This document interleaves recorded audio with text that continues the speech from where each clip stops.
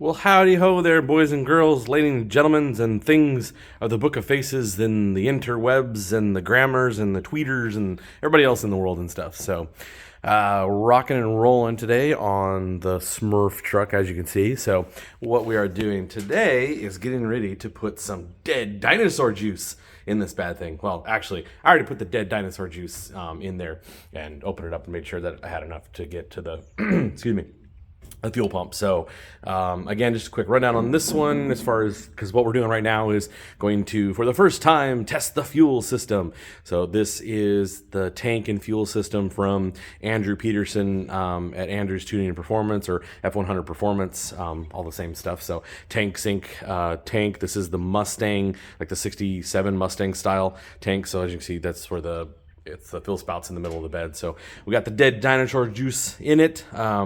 Went through and snugged down the fittings, just double checked them all and made sure they were set they were supposed to, made sure hoses were ran like they're supposed to. So yeah, so we have the intake pump on this one for the tank sink, feeding the rubber slip-on style hose lines, again, the whole kit from Andrew Peterson and stuff on it. So, and then in here, back under the dash here, we have a 70 amp relay, because it's a bad idea to put fuel pumps and junk like that directly to the ignition. A lot of people used that back in the day, but yeah, especially with fuel injection like this, that's a lot of amp draw and a lot of stress on the the ignition switch, and you'll end up melting the ignition switch together, and it melts everything. So as soon as you put power or have power to the battery, then everything wants to run. Sometimes even the engine will. My neighbor had a Mustang where the guy did that with, and he didn't realize it, and so it melted, and so he had pulled the battery and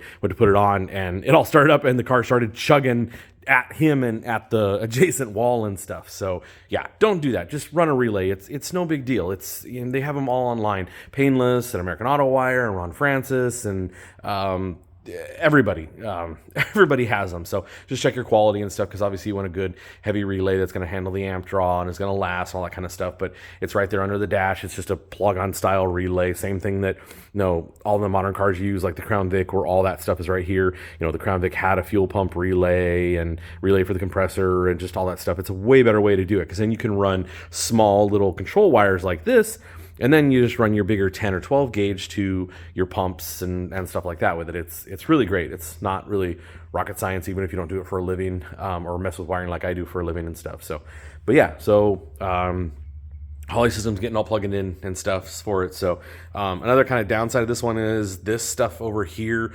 I realize Holley's intent, because I know how they run with like the LS, some of the other stuff, is I'm sure they, you know, it doesn't say in the instructions you can put this stuff anywhere you want to, but I'm sure they'd prefer if this stuff was inside the cab, but we just don't have a whole lot of room underneath these dashes and stuff. And so everything is weather packed and stuff. So it's fine to have it up here on the, whatever the heck this is, the inner fender, sorry.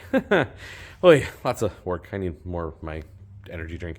Anyway, so that's kind of thing, is this all here. And so like I said, everything is laid out nicely and just boom where it needs to be, but it doesn't allow for a whole lot of kind of finical faggling things around and stuff. So things are kind of where they need to be with it. So those are the driver packs for the coils, and then of course the PCM and stuff. So anyway, that is not what we're doing today. So and normally with this, so I have this wire kind of ran weird, because again, we're testing the fuel, the dead dinosaur juice delivery system, but the Holley actually has in this bundle back over here is a wire for the relay to power it and stuff. So I'll end up pulling this back in, putting those wires inside there, and then hooking up to the relay back under the dash. So the PCM will actually activate the fuel pump as needed and stuff, not like a switch. It's just this relay is, the relay system or relay kit is independent. I think it's a Ron Francis one, because that's what Marty, my tuner, recommended to get. That's what they use. It's a 70 amp, so good heavy 12 and 10 gauge wire for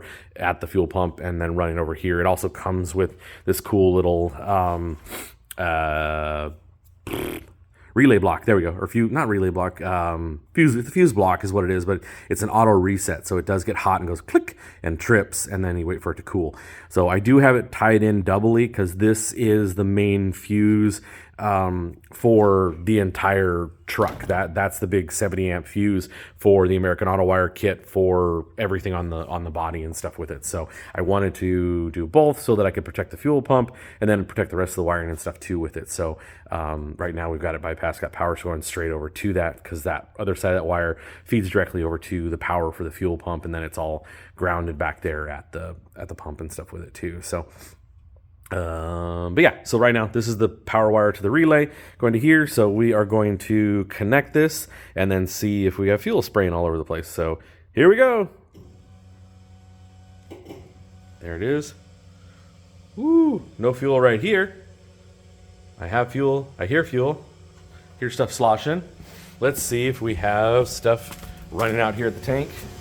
Let's see. Oops. Nope, and you can hear it dumping back into the tank, so no fuel leakage right there.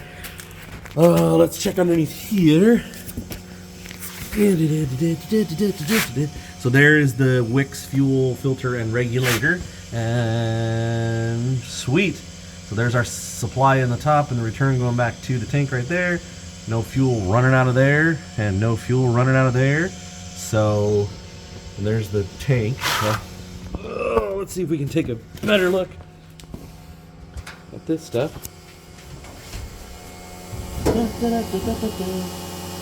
Yeah, no fuel running out right there. Cool. Yay. Awesome. We got fuel. Cool. And no fuel spewing where we don't need fuel and stuff on it. So cool. Yay. Woohoo. Praise God. Very cool. Awesome. All right. Well, that's one actually. I mean, it seems little, but it's a very major thing when you're doing a huge build like this and utilizing a lot of the stuff that we haven't utilized before. So, yeah, very exciting, obviously, because it works and didn't spray fuel all over and stuff with it. So that's step one, is we've got fuel. Now we need to just get fire, and then we got boom, so yeah. Cool. I'm very excited. Very excited for several reasons. Like I said, to get this, that's one big step towards getting this thing fired up and running and stuff onto it. Kind of a new system of utilizing it. Andrew's been awesome though. As he said, these fittings don't require having any kind of clamp on them, because you have to actually heat those to slide those onto the nipple. I said nipple. You have to slide those onto the nipples. So, there's no reason for a clamp and stuff with it, which I did. I messed up, I think, this one, and it is hard. In fact, I think it's still, it was sitting up there with it, but yeah, it don't want to come off. So, but yeah, so I'm excited for that, but I'm also excited because that is part of what I'm using for the LS on the 50s Dodge as well, too. Same type of deal. So the supply is not, the supply is the, I guess, standard AN fittings. This is 8 AN coming in for my supply, and then 6 AN leaving, because I've got a cam and I'll be running a supercharger and stuff onto it. So this is still rubber. This isn't the steel braided. This is rubber, and then it's got this sleeving onto it, and these slide in and screw together just like the steel braided ones do. But down here is the other style of clamp-ons and stuff with it. So this was not, this came already connected like this, so I don't know why that has that on there, but that's just the way they do it. So, but it's the same type of deal, slip on, and then these you can get slip on too, but I was having trouble finding them when you get up into the AN. The 6 AN, no problem, but the 8 AN, I was having trouble finding them, so I went with that style. So, but it's still rubber, so it's still really easy to run everything and stuff, so it'll be sweet. This is the same thing too. So this is that fuel line, and then we've got a tank sink, for lack of a better term, a suburban tank. As you can see, this comes out the side, so we'll have our fill spout, you know, right in here or over here up close to the bed. Or it could be fancy and have it like right here and go bloop. Nah, it's not that kind of hot rod. So yeah, so we're getting this one fed it up. I got hung up on this one because let's go. The connectors right there are 3/8 NPT, and again, this is the 8 AN that goes in right on that side. Oops, grabbed my finger on that side there on the supply. So I need a reducer to go from well, the 8 AN, I think it's equivalent of like a 1/2 inch. So from 1/2 inch down to 3/8 and stuff. And then we can start getting the fuel system ran on this bad boy. And then do the same thing too, power it so I can pressurize it and stuff and get it rolling. So, yeah, so we'll go through over this thing later because, as you can see, I did some progress. But we'll do a video on this, so that was not the focus of today. Today was the focus of the Smurf truck and making sure that it didn't spray fuel all over the place and stuff. So, yes, I am so excited. I'm sorry for my overexcitement, but yes.